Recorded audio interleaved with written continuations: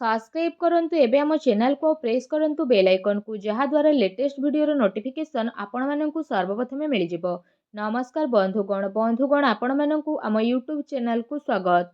बंधुगण आज रो वीडियो रे आमे जानिबा 17 तारिख रो दिनटी आपणकर किपरि साब्यस्त हेबो ता सहित जदि कहिबा आज रो दिनटी को आपण माने किपरि साब्यस्त करिवे आजिर दिन आपणकर किपरि कटिबो ଏହା ସହିତ ଯଦି ବିଶେଷ ଭାବରେ ଆମେ କହିବା କେଉଁ ସବୁ ଜିନିଷରେ ଆପଣଙ୍କୁ ଫାଇଦା ମିଳିବ କେଉଁ ସବୁ ଜିନିଷରେ ଆପଣଙ୍କୁ ସାବଧାନତା ଅବଲମ୍ବନ କରିବା ପାଇଁ ପଡ଼ିବ ଆପଣଙ୍କର ଲଭ୍ ଲାଇଫ୍ କିପରି ରହିବ ବିଜନେସ୍ କିପରି ରହିବ ବ୍ୟାପାର କିପରି ରହିବ କ୍ୟାରିୟର କିପରି ରହିବ ସ୍ୱାସ୍ଥ୍ୟ କିପରି ରହିବ ସବୁକିଛି ପୁରା ଡିଟେଲ୍ସରେ ଆମେ ଜାଣିବା। ଏହା ପୂର୍ବରୁ ଚ୍ୟାନେଲରେ ନୂଆ ଆସିଲେ ଚ୍ୟାନେଲକୁ ସବସ୍କ୍ରାଇବ୍ କରନ୍ତୁ, ସାଙ୍ଗରେ ନୋଟିଫିକେସନ୍ ବେଲ୍କୁ ମଧ୍ୟ ଅନ୍ କରନ୍ତୁ ଓ ଭିଡ଼ିଓ ଶେଷରେ ଗୋଟେ ଉପାୟ ବିଷୟରେ ମଧ୍ୟ କହିବୁ ଯାହାଦ୍ୱାରା ଆପଣ ଆଜିର ଦିନକୁ ଆହୁରି ଅଧିକ ଶୁଭ ଓ ମଙ୍ଗଳଦାୟକ ସାବ୍ୟସ୍ତ କରିପାରିବେ।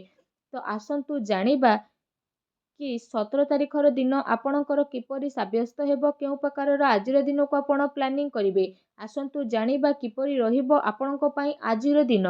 जदि सबुठारु प्रथमे आमे आपण मानकु कहिबु कि कोन आपणको पई आजि पॉजिटिव रहिबा पई जाउछि जदि विशेष भाबरे आमे आपण मानकु कहिबु तो फ्रेंड्स आजि विद्यार्थी मानकु इंटरव्यू आ कैरियर संबंधित परीक्षा रे सफलता मिलिबार पूरा संभावना बनुछि। सेथिपई निजर पाठ पढ़ा प्रति एकाग्रचित्त आपण रुहंतु। आपणकर संतुलित दिनचर्या कारणरू अधिकतर काम आपणकर समय सह पूरा मध्य हेबो। ता सहित जदि कहिबा कोनोसी धार्मिक प्रवृत्तिर व्यक्तिଙ୍କ द्वारा आपणकर साक्षात मध्य आपणकर विचार धारे सकारात्मक परिवर्तन नेकी आसीबो तथा जीवन सह जड़ित प्रत्येक कार्य को करिबारे बहुत भल नजरिया आपणको विशेष भाबरे प्राप्त हेबो। आर्थिक स्थिति मध्य आपणकर काफी भल रहिबो। ता सहित संपर्कीयों सहित मनोरंजन संबंधित प्रोग्राम आपणकर बनिबो आउ संबंधरे घनिष्ठता मध्य आसीबो। पूर्व किछि टाइम रु जेउ कार्य प्रति विशेष भाबरे आपण परिश्रम करूथुले तो से सबुर शुभ परिणाम आशा ठारू अधिक आपणको प्राप्त हेबो। धार्मिक कार्य प्रति आपणकर विशेष भाबरे रुचि बढ़िबो। पूर्व किछि समय रु जेउ कार्य रे आपणकर रोकावट आसुथुला तो से सबु कार्य आपणकर बहुत ही शीघ्र आसान उपाय रे समाधान मध्य होई जिवो। वस्त्र आभूषण जेपरि किणाकिणी रे आपण आपणको टाइम को स्पेंड करिवे समय आपणको सपक्ष रे जिवो तेणु तार सम्मान करंतु। कोनोसी शुभ समाचार मिलिबा कारणरू घर परिवार रे खुशीर माहौल देखिबाकू मिलिबो। आपणको परिश्रम द्वारा कोनोसी महत्वपूर्ण कार्य मध्य आपणकर संपन्न हेबो। आपणको योग्यता एवं क्षमता उपरे परिवार सदस्य माने गर्व अनुभव करिवे। कोनोसी अविश्वसनीय व्यक्तिंकर परामर्श आउ सहयोग आपणकर हजि जाइथिबा प्रतिष्ठा को पुणी थरे हासिल करिवो जहा द्वारा आपणकर आत्मविश्वास रे वृद्धि हेबो। ता सहित घरे कोनोसी धार्मिक आयोजन मध्य आपणकर संपन्न हेबो। ଏହା ସହିତ ଏ ଦିନ ଆପଣଙ୍କ ପାଇଁ ବହୁତ ହି ଭଲ ଦିନ ସିଦ୍ଧ ହେବ। ଏ ଦିନ ଆପଣଙ୍କୁ ନୂଆ ନୂଆ ସଫଳତା ମିଳିବାର ବିଶେଷ ଭାବରେ ଅନେକ ହିଁ ଯୋଗ ବନୁଅଛି। ଆସନ୍ତୁ ଜାଣିବା ଏ ଦିନରେ ଆପଣଙ୍କ ପାଇଁ କ'ଣ ନେଗେଟିଭ୍ ରହିବ। ଯଦି କହିବା ଫ୍ରେଣ୍ଡସ୍ଙ୍କ ସହିତ ଏ ଦିନରେ ଅଯଥା ବୁଲାବୁଲିରେ ଆପଣ ଆପଣଙ୍କର ଟାଇମ୍କୁ ବ୍ୟର୍ଥ କରନ୍ତୁ ନାହିଁ। ନିଜର ଶାରୀରିକ ଊର୍ଜାକୁ ବନେଇକି ରଖନ୍ତୁ। ଅଳସ୍ୱାମୀରେ ମନୋରଞ୍ଜନରେ ସମୟ ବ୍ୟତୀତ କରିବା ଠାରୁ ବନୁଥିବା କାର୍ଯ୍ୟରେ ଆପଣଙ୍କର ରୋକାବଟ ମଧ୍ୟ ଆସିପାରେ। ନିଜର ମହତ୍ୱପୂର୍ଣ୍ଣ ଦସ୍ତାବିଜକୁ ସମ୍ଭାଳିକି ରଖନ୍ତୁ। କେହି ଏହାର ଭୁଲ ବ୍ୟବହାର ମଧ୍ୟ କରିପାରେ। ତା ସହିତ ଏ କାରଣରୁ ଯଦି କହିବା ଆପଣଙ୍କର ସ୍ୱାଭିମାନ ଉପରେ ଆଘାତ ମଧ୍ୟ ପହଞ୍ଚିପାରେ। ସନ୍ତାନଙ୍କର ଗତିବିଧିରେ କଡ଼ା ନଜର ରଖନ୍ତୁ।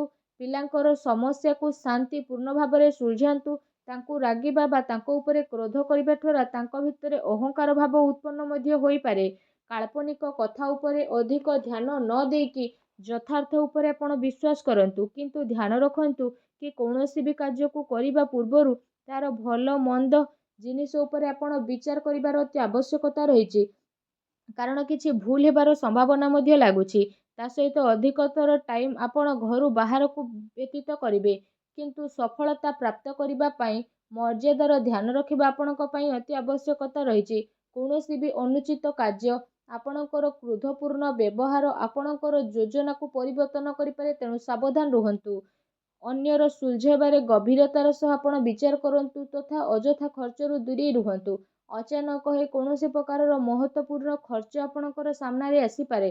ତା ସହିତ କୌଣସି ନିକଟ ସମ୍ବନ୍ଧୀୟଙ୍କ ସହ ମତଭେଦ ହେବାର ବିଶେଷ ଭାବରେ ସମ୍ଭାବନା ବନୁଛି, ତେଣୁ ସାବଧାନ ରୁହନ୍ତୁ। ଆସନ୍ତୁ ଜାଣିବା ଏ ଦିନରେ ଆପଣଙ୍କର ଲଭ୍ ଲାଇଫ୍ କିପରି ରହିବ।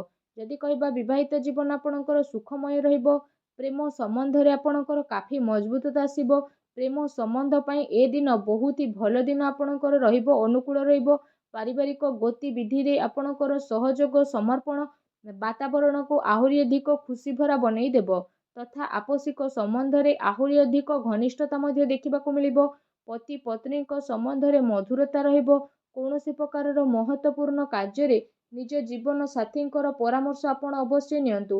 ଏ ଦିନ ଆପଣଙ୍କର ପ୍ରେମ ସମ୍ବନ୍ଧକୁ ମଜବୁତ ବନେଇବା ପାଇଁ ବିଶେଷ ଭାବରେ ଗୋଟେ ବହୁତ ଭଲ ଦିନ ସାବ୍ୟସ୍ତ ହେବ। ତା ସହିତ ଯଦି କହିବା ବିଶେଷ ଭାବରେ ଏ ଦିନରେ ଆପଣଙ୍କର ବ୍ୟବସାୟ କ୍ୟାରିୟର କିପରି ରହିବ, ଯଦି କହିବା ଏ ଦିନରେ ଗ୍ରହଙ୍କ ସ୍ଥିତି ଆପଣଙ୍କ ସପକ୍ଷରେ ଯିବ, କିଛି ଭଲ କାର୍ଯ୍ୟ ଆପଣଙ୍କର ସଫଳ ହେବ ତଥା ଲାଭର ଉଚିତ ଅବସର ମଧ୍ୟ ଆପଣଙ୍କୁ ପ୍ରାପ୍ତ ହୋଇଯିବ। ଚାକିରି ପେଶା ବ୍ୟକ୍ତିମାନେ ନିଜର କାର୍ଯ୍ୟକୁ ବହୁତ ଅଧିକ ଧ୍ୟାନପୂର୍ବକ କରିବେ। କୌଣସି ଭୁଲ ହେବାର ବିଶେଷ ଭାବରେ ସମ୍ଭାବନା ବନୁଛି। ତା ସହିତ ଦୈନିକ ଆୟରେ ବୃଦ୍ଧି ହେବ। ତା ସହିତ ଆପଣ ଆପଣଙ୍କର କାର୍ଯ୍ୟରେ ଅଧିକ ଧ୍ୟାନ ମଧ୍ୟ କେନ୍ଦ୍ରିତ କରିବେ। କୌଣସି ବଡ଼ ସ୍ଥିତି ମିଳିବାର ବିଶେଷ ଭାବରେ ସମ୍ଭାବନା ବନୁଛି। ଚାକିରି ପେଶା ବ୍ୟକ୍ତିଙ୍କୁ ବିଶେଷ ଭାବରେ ନିଜର ଟାର୍ଗେଟ ପୁରା କରିବା ଦ୍ୱାରା ବିଶେଷ ଲାଭ ମିଳିବ। ଏ ଦିନରେ କୌଣସି ନୂଆ ମିଳିବାର ସ୍ଥିତି ବନୁଛି। କୌଣସି ବି ଡିଲ୍ ଫାଇନାଲ କରିବା ଟାଇମରେ ସମଝଦାରୀ ଏବଂ ଭାବି ଚିନ୍ତିକି ଆପଣ କାମ କରନ୍ତୁ। ଲାଭର ମାର୍ଗ ପ୍ରସ୍ତୁତ ହେବାର ବିଶେଷ ଭାବରେ ଆପଣଙ୍କ ପାଇଁ ଯୋଗ ବନୁଛି ତଥା ସମୟରେ ଆପଣ ଭରପୁର ସଦୁପଯୋଗ କରନ୍ତୁ। ବ୍ୟବସାୟିକ ଗତିବିଧି ଆପଣଙ୍କର ସୁଚାରୁ ରୂପରେ ଚାଲିବ, କିନ୍ତୁ ଚାକିରି ପେଶା ବ୍ୟକ୍ତି ବିଶେଷଙ୍କୁ ନିଜର କାର୍ଯ୍ୟ ପ୍ରତି ବିଶେଷ ଭାବରେ ସାବଧାନ ରହିବାର ଆବଶ୍ୟକତା ରହିଛି। ଅନ୍ୟଥା ଉଚ୍ଚ ଅଧିକାରୀ ବର୍ଗଙ୍କର ନରାଜପଣର ଶିକାର ଆପଣଙ୍କୁ ହେବା ପାଇଁ ପଡ଼ିପାରେ। ବ୍ୟବସାୟିକ ବିଚାର ସମ୍ବନ୍ଧିତ ରୂପରେଖା ଉପରେ କୌଣସି ପ୍ରକାରର କାର୍ଯ୍ୟକୁ ଆପଣ ସ୍ଥଗିତ କରନ୍ତୁ। ଆର୍ଥିକ ସାଧନରେ ଏ ଦିନରେ ଆପଣଙ୍କର ବୃଦ୍ଧି ହେବ। କୌଣସି ପ୍ରକାରର ଅନୁଚିତ କାର୍ଯ୍ୟକୁ କରିବାଠାରୁ ଆପଣଙ୍କୁ ଦୂରେଇ ରହିବାର ରହିଛି। ତା ସହିତ ପ୍ରପର୍ଟି ସମ୍ବନ୍ଧିତ କାର୍ଯ୍ୟରେ ପେପର ୱାର୍କରେ ଆପଣ ଅଧିକ ଧ୍ୟାନ ଦିଅନ୍ତୁ। ଟିକେ ସାବଧାନତା ଆପଣଙ୍କୁ କୌଣସି ବଡ଼ ମୁସିବତରେ ମଧ୍ୟ ପକାଇ ପାରେ।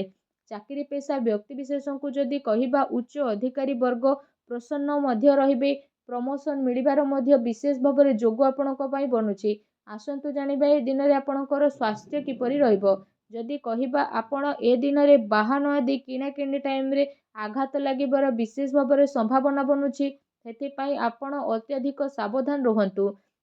ଏମିତିରେ ଆପଣଙ୍କ ସ୍ୱାସ୍ଥ୍ୟ ବହୁତ ହି ଭଲ ରହିବ।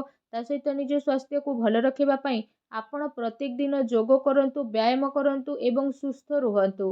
ଆସନ୍ତୁ ଜାଣିବା ଆପଣଙ୍କ ପାଇଁ କ'ଣ ବିଶେଷ ଉପାୟ ରହିଛି। ଯଦି କହିବା ଆପଣ ସ୍ନାନ ଆଦି ବିଶେଷ ଭାବରେ କରିସାରିବା ପରେ ଭଗବାନ ଶିବଙ୍କର ମନ୍ତ୍ର ଜପ କରନ୍ତୁ। ତା ସହିତ ବିଶେଷ ଭାବରେ ଘରେ ପୂଜା ପାଠ ଆଜି କରନ୍ତୁ। ଛୋଟ ପିଲାଙ୍କୁ କିଛି ନା କିଛି ଖାଇବାକୁ ଦିଅନ୍ତୁ, ଯାହାଦ୍ୱାରା ସବୁ ନକାରାତ୍ମକ ଶକ୍ତିର ବିନାଶ ହେବ, ଶୁଭ ଫଳ ପ୍ରାପ୍ତ ହେବ। ଭିଡ଼ିଓ କେମିତି ଲାଗିଲା କମେଣ୍ଟ କରିକି ଜଣାନ୍ତୁ। ଚ୍ୟାନେଲରେ ନୂଆ କରି ଆସିଥିଲେ ଚ୍ୟାନେଲକୁ ସବସ୍କ୍ରାଇବ କରନ୍ତୁ। ଧନ୍ୟବାଦ।